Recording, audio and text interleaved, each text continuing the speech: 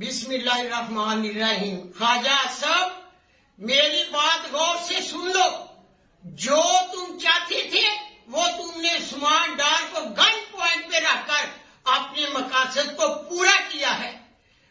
سیاست عثمان ڈار نے چھوڑی ہے، اس کی والدہ نے نہیں۔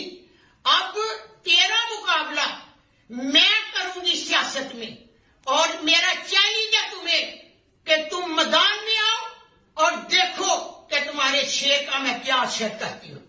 تم نے جو تم چاہتے تھے وہ تو نے تو کر دیا ہے۔ میرا پہلے بھی ویڈیو پیغام تھا کہ میں راہا کے ساتھ ڈٹی ہوئی ہوں اور ڈٹی رہوں گی، سیاست میں نے نہیں چھوڑی۔ اب میدان میں آؤ تو دیکھو کیا ہوتا ہے۔